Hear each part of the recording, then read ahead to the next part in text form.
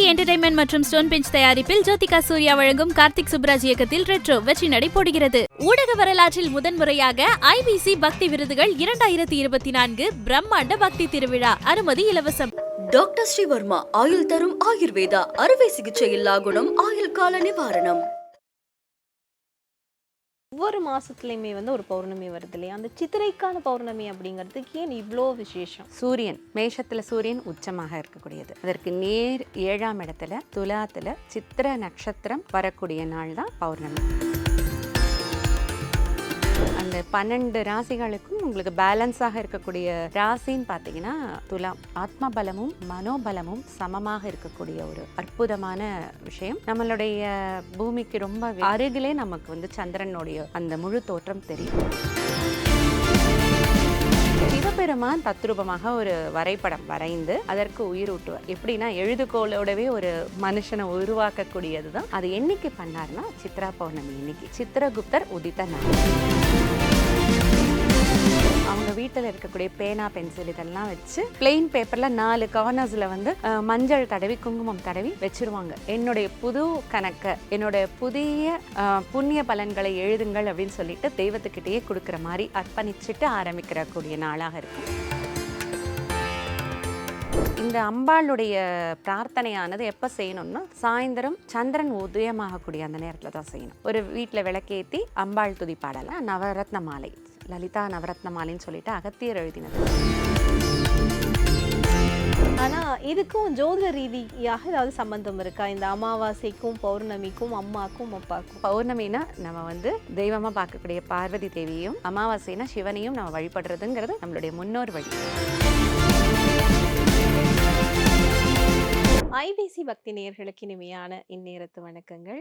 இன்று நம்மோடு உபரத்ன ஆலோசகர் ஜோதிடர் ஆசான் பத்மபிரியா பிரசாத் இணைஞ்சிருக்காங்க. அவங்களிடம் நிறைய விஷயங்களை கேட்டு தெரிஞ்சுக்கலாம். அம்மா வணக்கம். யாதேவி சர்வபூதேஷு சக்தி ரூபேன சம்ஸ்திதா நமஸ்தசை நமஸ்தசை நமஸ்தசை நமோ நமக. எங்கும் சக்தியாக வியாபித்திருக்கும் என் அன்னைக்கு ஆத்ம நமஸ்காரங்கள். உங்களுக்கும் ஐபிசி நேயர்களுக்கும் வணக்கங்கள். இப்போ இன்னைக்கு நம்ம ரொம்ப அனுஷ்டிக்க வேண்டிய விரதம் அப்படின்ற வரிசையில அடுத்ததா வரப்போறது அப்படின்னா சித்ரா பௌர்ணமி தான். இந்த சித்ரா பௌர்ணமி அப்படிங்கறத நம்ம முதல்ல விரதமா எப்படி எதுக்காக அனுஷ்டிக்கிறோம்? அடுத்ததாக வரக்கூடிய பண்டிகை அப்படின்னு பார்த்தீங்கன்னா நல்ல நிறைஞ்ச பண்டிகை அப்படின்னா நிறைவாக இருக்கக்கூடியதுன்னா பௌர்ணமி. பூரண மாதம், அதாவது ஒவ்வொரு மாதத்திற்குடைய பெயரும் தமிழ் மாதத்தில் எவ்வளோ அழகாக வச்சுருக்காங்க பாருங்கள். எந்த நட்சத்திரத்தில் சந்திரன் உதயமாகுதோ அந்த நட்சத்திரத்துக்கு உண்டான அந்த பௌர்ணமி வருதோ அதுதான் அந்த மாதத்துடைய பெயர். இப்போது சித்திர மாதம் அப்படிங்கிறது நட்சத்திரம் வரக்கூடிய நாளில் தான் பௌர்ணமி வரும். அதனால தான் அதுக்கு சித்திர மாதம். அப்போ பௌர்ணமினாலே உங்களுக்கு தெரியும் முழுமையான நிறைவானது, வளர்ந்து கொண்டே வரக்கூடிய அந்த நிலவானது பூரணத்துவம் பெறுகிறக்கூடிய அந்த நாள். அந்த நாளில் நம்ம விரதம் அப்படின்னு இருக்கோன்னா, விரதம்னா என்னங்க, நம்மளுடைய மனசு சார்ந்தது. மனம் ஏதோ ஒன்று விஷயத்தை வேண்டி ஏங்கி கொண்டு இருக்கக்கூடிய விஷயத்த, அது ஆன்மீகமாக இருக்கலாம், லௌகீகமாக இருக்கலாம். அதை முழுமை அடையணும் அப்படிங்கிறத ஒரு நாளுக்கு நம்ம எடுப்போம். அது முழுமையாக இருக்கக்கூடிய நாள்லேயே நம்ம எடுக்கிறோம் அப்படின்னா அது நிச்சயமாக பூரணத்துவமாக இருக்கும். அதனால தான் சித்ரா பௌர்ணமியோடைய அந்த விரதமாக நம்ம அனுஷ்டிச்சு வரோம். நிச்சயமா மேம். இப்போ நம்ம ஒவ்வொரு மாசத்துலயுமே ஒரு பௌர்ணமி வருது இல்லையா? அந்த சித்திரைக்கான பௌர்ணமி அப்படிங்கிறதுக்கு ஏன் இவ்வளோ விசேஷம்? சித்திர மாதம் அப்படிங்கிறது பார்த்தீங்கன்னா சூரியன் மேஷத்தில் இருக்கக்கூடிய நேரம். மேஷத்தில் சூரியன் உச்சமாக இருக்கக்கூடியது. அதற்கு நேர் 7ஆம் இடத்துல துலாத்தில் சித்திர நட்சத்திரம் வரக்கூடிய நாள் தான் பௌர்ணமி. அப்போது நேர் 7 துலாம்ங்கிற அந்த வீடு பார்த்திங்கன்னா அதனுடைய சிம்பலே உங்களுக்கு தெரியும், தராசு, பேலன்ஸ். அந்த 12 ராசிகளுக்கும் உங்களுக்கு பேலன்ஸாக இருக்கக்கூடிய ராசின்னு பார்த்தீங்கன்னா துலாம். இந்த நேரத்தில் உங்களுக்கு இந்த ஆத்ம பலமும் மனோபலமும் சமமாக இருக்கக்கூடிய ஒரு அற்புதமான விஷயம். நம்மளுடைய பூமிக்கு ரொம்ப வெகு அருகிலே நமக்கு சந்திரனுடைய அந்த முழு தோற்றம் தெரியும். அவ்வளோ விசேஷமான ஒரு நாள் அப்படிங்கிறதுனால தான் சித்ரா பௌர்ணமிங்கிறது ரொம்ப விசேஷமாக நம்ம கொண்டாடிட்டு இருக்கோம். நிச்சயமா இந்த சித்ரா பௌர்ணமி விரத அனுஷ்டானங்கள் அப்படிங்கிறது பொதுவாக வீட்டில் நம்ம எப்படி பண்ணணும்? சித்திரகுப்தர் அப்படிங்கிற அவருடைய தோற்றம் அப்படிங்கிறது இந்த நாளில் வந்ததாக ஐதீகம். அவரோடது கொஞ்சம் ரொம்ப விசேஷமானது அவருடைய தோற்றம் அப்படிங்கிறது. என்ன மாதிரி விசேஷம் மேம்? அப்படின்னு பார்த்தீங்கன்னா, நம்மளுடைய யமதர்மராஜர் என்ன பண்ணுவார், நிறைய மக்கள் தொகை பெருக்கம். அவரால் தனியால் வந்து யாருடைய பலாபலன்களை வந்து சமன்படுத்தி பார்த்துட்டு அவங்களுக்கு உண்டான தீர்வை கொடுக்க முடியலன்னு சொல்லிட்டு தன்னுடைய வேலைப்பளு காரணமாக 306 ஒரு அசிஸ்டன்ட் நமக்கு தேவைன்னு சொல்லி இவர்கிட்ட சிவபெருமான் கிட்ட முறையிடும் பொழுது சிவபெருமான் தத்ரூபமாக ஒரு வரைபடம் வரைந்து அதற்கு உயிர் ஊட்டுவார். எப்படின்னா எழுதுகோளோடவே ஒரு மனுஷனை உருவாக்கக்கூடியது தான். அது என்னைக்கு பண்ணார்னா சித்ரா பௌர்ணமி இன்னைக்கு, சித்திரகுப்தர் உதித்த நாள். எழுதுகோளோடு அந்த எழுத்தாணிங்கிறது என்னதுக்குன்னா நம்மளுடைய பாவ புண்ணிய கணக்கை எழுதி அதற்கேற்ற மாதிரி நம்மளுக்கு சொர்க்கமா நரகமான ஒரு தீர்மானம், அதற்குண்டான ஒரு அற்புதமான நாள் இந்த சித்ரா பௌர்ணமி. அப்போது நம்மளுடைய இத்தனை நாள் நம்ம ஒரு பாவ புண்ணிய கணக்குனால தான் இந்த ஜென்மம் வந்து நம்ம உதிச்சிருக்கோம், நம்ம பிறந்திருக்கோம் அப்படின்னா இதை நம்ம ஓரளவுக்கு நம்ம இங்கே நிறைவேற்றிட்டு நம்மளுடைய புண்ணிய கணக்கை நம்ம வந்து உயர்த்திட்டோன்னா தான் இறைவனடி நம்ம சேர முடியும். அப்போது இந்த சித்ர பௌர்ணமி அன்னைக்கு சித்திரகுப்தரை நாம் வீட்டில் வச்சு வழிபடலாம். சித்திரகுப்தர் அப்படிங்கிறவர் வந்து கேதுவோட அம்சம். வீட்டில் எல்லார் வீட்லேயும் சித்திரகுப்தரோட படம் இருக்குமானா தெரியாது. அதற்கு பதிலாக நம்ம வீட்டில் வந்து விநாயகர், கேதுவின் அம்சமாக இருக்கக்கூடிய விநாயகர் படத்தை வச்சு நம்ம வணங்கிட்டு வரலாம். அவருடைய படத்துக்கு பூவு சந்தன குங்குமம் வச்சு பூவு வைத்து அலங்காரம் பண்ணிவிட்டு அன்றைக்கி சில பேர் வீட்டில் வழக்கம் உண்டு, அவங்க வீட்டில் இருக்கக்கூடிய பேனா பென்சில் இதெல்லாம் வச்சு ஒரு புண்ணிய பலன், ஒரு பிளெயின் பேப்பரில் 4 கார்னர்ஸில் வந்து மஞ்சள் தடவி குங்குமம் தடவி வச்சுருவாங்க. என்னுடைய புது கணக்கை, என்னோட புதிய புண்ணிய பலன்களை எழுதுங்கள் அப்படின்னு சொல்லிட்டு தெய்வத்துக்கிட்டேயே கொடுக்குற மாதிரி அர்ப்பணிச்சுட்டு ஆரம்பிக்கிறக்கூடிய நாளாக இருக்கும். வெத்தலைப்பாக்கு பூ பழம் இதெல்லாம் வச்சு சமர்ப்பிச்சுட்டு முக்கியமாக இதுக்கு ரொம்ப விசேஷம் பார்த்திங்கன்னா பால் பாயசம், அப்படி இல்லைன்னா சக்கரை பொங்கல், இதை நைவேத்தியம் பண்ணிவிட்டு எல்லோரும் சாப்பிட்டுட்டு அந்த விரதத்தை நிறைவு பண்ணிக்கலாம். இந்த சித்ரா பௌர்ணமியில் வந்து வேண்டுதல் வைக்கணும்னா ஒவ்வொரு விஷயங்களுக்கும் ஒவ்வொரு வேண்டுதல் வச்சா நடந்துரும் அப்படின்னு சொல்லுவாங்க இல்லையா? இந்த சித்ரா பௌர்ணமி எந்த விரத அனுஷ்டானத்தில் வந்து ஒவ்வொருத்தர் என்ன மாதிரியான வேண்டுதல்களை வைக்கலாம்? ஏன்னா கர்மாவை கணக்கு திருப்பி எழுதுறவரிட என்ன வேண்டுதல் வச்சா வந்து சீக்கிரத்தில் நம்மளுக்கு வந்து நடந்துரும்? பௌர்ணமி அப்படின்னாலே அது வந்து பார்வதி தேவி அம்சம், அம்மா, நம்மளுடைய பிரபஞ்சத்தின் தாய் அப்படின்னாலே கருணை கொண்டவள். அப்போது அம்மா கிட்ட நம்ம எதுனாலும் சலுகையாக கேட்கலாம், எதை கேட்டாலும் கொடுத்துருவாங்க. அப்போ என்ன பண்ணலாம் அப்படின்னா, எதை வேண்டும்னா நமக்கு உயரிய ஒரு நோக்கங்கள் இருக்கும், இல்லை நெடுநாள் நம்ம வந்து வேணுங்கிற ஒரு விருப்பமான ஒரு விஷயம் நடைமுறைப்படுத்த முடியல, அது நமக்கு சாதிக்கணும்னு ஆசை, கட்டாயம் இந்த பூரணத்துவமாக இருக்கக்கூடிய இந்த சந்திரன் முழுமையாக இருக்கக்கூடிய அந்த நாளில் நம்ம அம்பிகை கிட்ட சரண் புகலாம். அப்போ அம்பாள் கிட்ட வந்து என்ன ஒரு பிரார்த்தனை வைத்து அம்பாளுடைய துதிப்பாடினாலும் நிச்சயம் அது இந்த அம்பாளுடைய பிரார்த்தனையானது எப்போ செய்யணும்னா சாயந்தரம் சந்திரன் உதயமாகக்கூடிய அந்த நேரத்தில் தான் செய்யணும். ஒரு வீட்டில் விளக்கேற்றி அம்பாள் துதி பாடலாம். லலிதா சகஸ்ரநாமம், அபிராமி அந்தாதி, சௌந்தர்ய லஹரி, நிறைய பாடல்கள் இருக்குது. இது பார்த்திங்கன்னா நவரத்ன மாலை, லலிதா நவரத்ன மாலைன்னு சொல்லிட்டு அகத்தியர் எழுதினது. இல்லை அதற்குரிய ப்ராசஸ் இருக்குன்னா அதை ஆரம்பித்து வைக்கக்கூடிய ஒரு நாளாகவே இந்த சித்ரா பௌர்ணமி இருக்கும். நிச்சயமா. இப்போ சித்ரா பௌர்ணமின்னும் போது இது பௌர்ணமி வழிபாடோட சம்மந்தப்படுத்தியும் நம்ம பார்க்கலாம் இல்லையா? அப்போ இன்னைய நாளில் வந்து சித்ரா பௌர்ணமி அன்னைக்கு வந்து பௌர்ணமியை வழிபடணும்னா எப்படி நம்ம வழிபடணும்? பௌர்ணமி வழிபாடுனா யூஸ்வலாக நிறைய பேர் வந்து பௌர்ணமி வந்து சத்யநாராயண பூஜை செய்வாங்க. வீட்டில் சத்யநாராயண படம் வைத்து அதற்குன்னு சில ஸ்லோகங்கள்லாம் சொல்லி அர்ச்சனைகள் பண்ணி வழிபாடுங்கிறது சத்யநாராயண பூஜை பண்ணுறது.